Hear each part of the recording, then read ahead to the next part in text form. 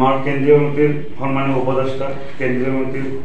সম্মানীয় সভাপতি রেজাউল করিম সরকার ডাঙরিয়া, আমার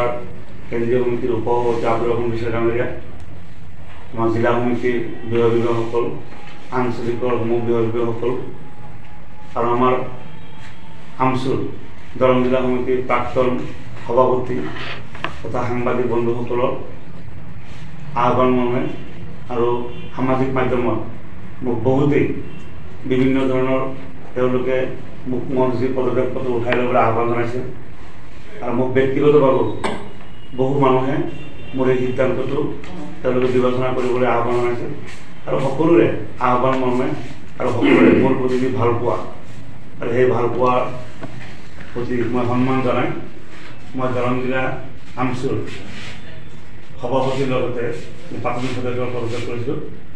সেই পদত্যাগপত্ৰ মই উঠাই দিলোঁ আৰু আগামী দিনত আমাৰ জিলাৰ সংখ্যালঘু সমাজ ছাত্ৰ বন্ধুসকল আৰু মোৰ শুভাকাংক্ষীসকল তথা সাংবাদিক বন্ধুসকলে আমচুৰ বিগত দিনত যেনেকৈ সহায় সহযোগ কৰিছিল বা সমৰ্থন কৰি আহিছিল আগন্তুক দিনতো সহযোগ বা সমৰ্থন কৰিব বুলি মই আশা ৰাখিম। আমার কেন্দ্রীয় মন্ত্রীর সম্মানীয় উপদেষ্টা কেন্দ্রীয় মন্ত্রীর সম্মানীয় সভাপতি রেজাউল করিম সরকার ডাঙরিয়া, আমার কেন্দ্রীয় মন্ত্রীর উপসভাপতি আব্দুর রহমান বিশ্বাস ডাঙরিয়া, আমার জিলা সমিতির বিভাগীয়সকল, আঞ্চলিকৰ সমূহ বিভাগীয়সকল আৰু আমাৰ আমচুৰ দৰং জিলা সমিতিৰ প্ৰাক্তন সভাপতি তথা সাংবাদিক বন্ধুসকলৰ আহ্বান মৰ্মে আৰু সামাজিক মাধ্যমত মোক বহুতেই বিভিন্ন ধৰণৰ তেওঁলোকে মোক মোৰ যি পদক্ষেপটো উঠাই ল'বলৈ আহ্বান জনাইছে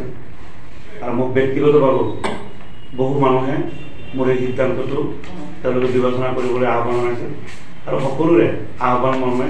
আৰু সকলোৰে মোৰ প্ৰতি যি ভাল পোৱা আৰু সেই ভাল পোৱাৰ প্ৰতি মই সন্মান জনাই মই দৰং জিলা